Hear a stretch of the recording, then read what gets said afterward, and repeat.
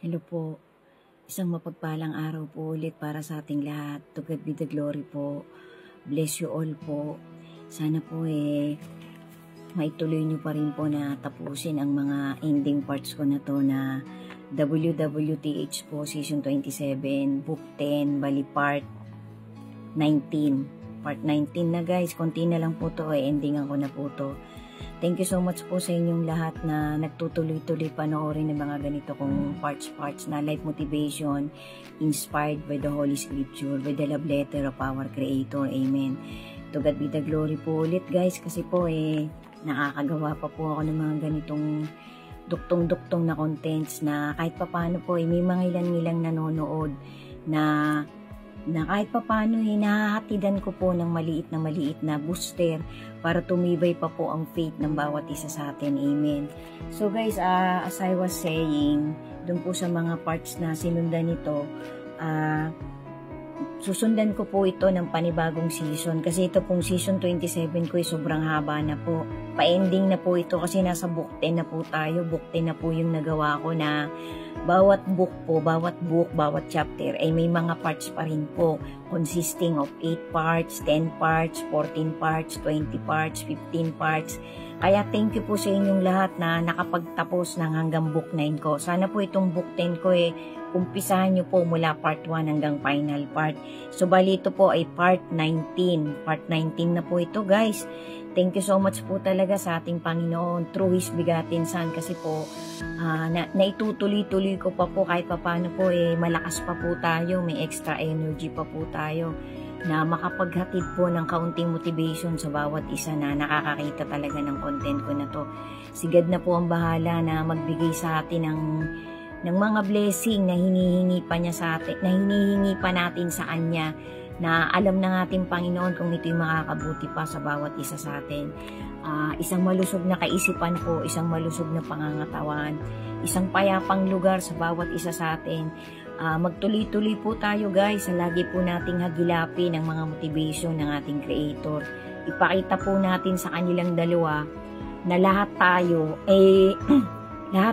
ay naglalakap, nagsisikap din na matupad ang kanyang mga law-abiding rules na mai-apply natin sa ating buhay, sa pananatili pa natin dito sa mundong ito, habang payapa pa po ito, habang hinihintay po natin ang pagbabalik ng kanyang buktong na anak, na hindi na po malaon yan, hindi na po magtatagal yan.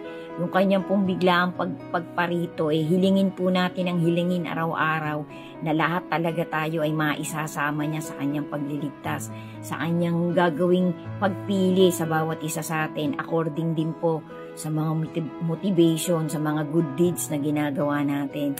Yan po magiging susi po natin guys ang pagtatawid natin ng maliliit na tulong sa isang tao na napupusuan nating tulungan, o kahit hindi natin napupusuan, basta inaakala nating gusto nating ibigay itong isang particular na mabuting bagay na to, maging ito man ay spiritual o literal na bagay na itinawid natin sa ating kapwa-tao, kamag-anak man natin to o ibang tao, nagawa natin ng kabutihan sa isang particular na insidente, yan po inililista talaga ng ating Creator. Hindi niya po yan kakalimutan guys.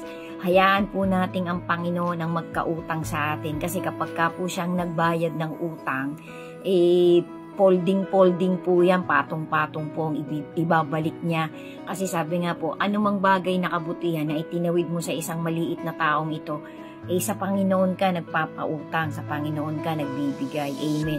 At anumang bagay o kasamaan na ginagawa mo sa isang tao, sa Panginoon mo din ginagawa, kasi lahat po tayo ay creation niya.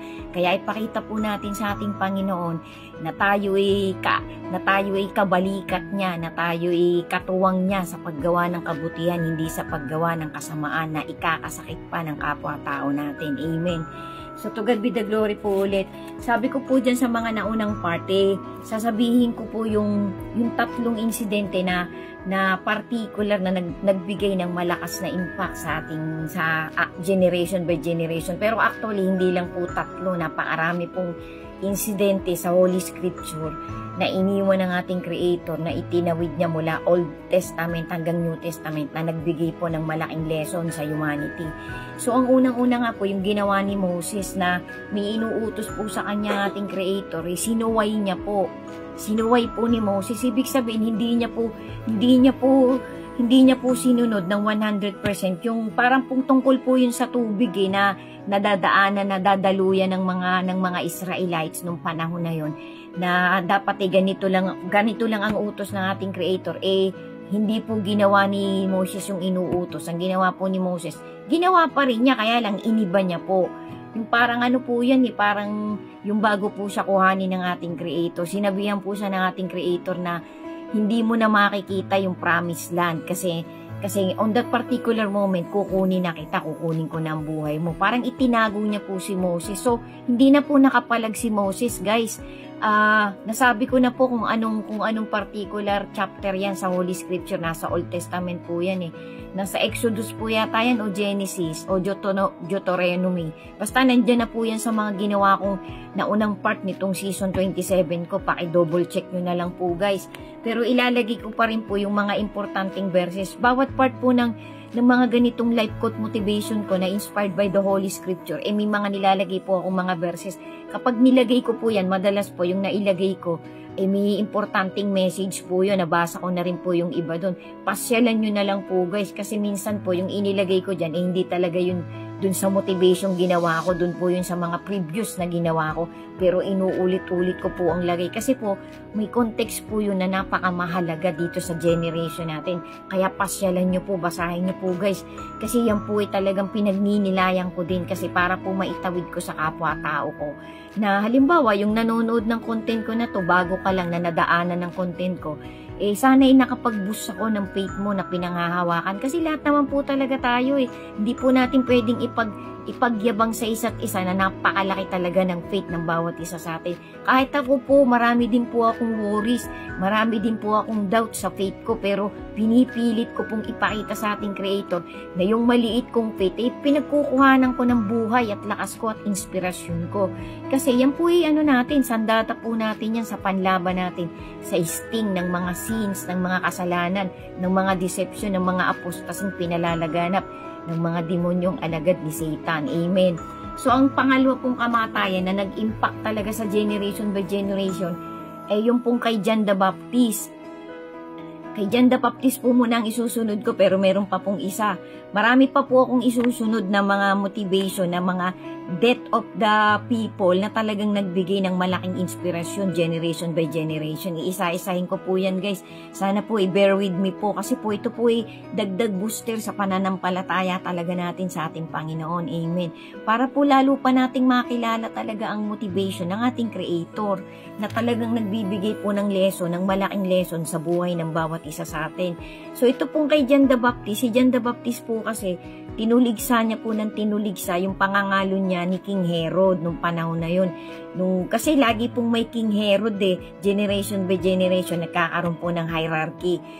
Sabi po ng isang matuwid na mangangaral, hindi naman po isa lang si Herodes marami pa pong sumunod sa kanya.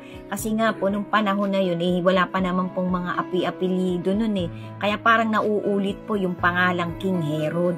So dahil nga po si King Herod, yung pong asawa ng kapatid niya ay naging kalunyero niya, naging parang nakiapid kay Herodes. Si Herodes po yun, tanda ko paki-double check, guys, paki-double check. Tapos ito pong babaeng ito na magiging reyna nga po nung panahon na yun, kasi nga po naging naging adulterous yung babaeng to, pumatol sa dun sa namumuno nung panahon na yon. So parang po sila, pareho po silang adulterous. So ang nangyari po, may anak po yun na parang giliw na giliw tong hari na to dun sa anak ng babaeng si si Herodia po yata yung babaeng yun, si Herodia. Kalimutan ko, paki-double check, guys, nandun po yan sa Old Testament. So, parang nagkaroon po ng kaunting piging, ng parang handaan nung panahon na yon. Ngayon, yung anak po nitong babaeng to na pumatol nga po sa hari, parang binuyo niya na kapag sumayaw ka, kapag kapag sinabi sa'yo ng hari na may ibibigay sa sayo, ang hilingin mo ay ulo ni John the Baptist para mamatay si John the Baptist. Yun po ang ibinuyo nung ina dun sa kanyang anak. Sundan nyo pa po guys. To God be the glory po. Thank you po for watching. Be steadfast in your faith to our Creator, and God bless us all po. Amen.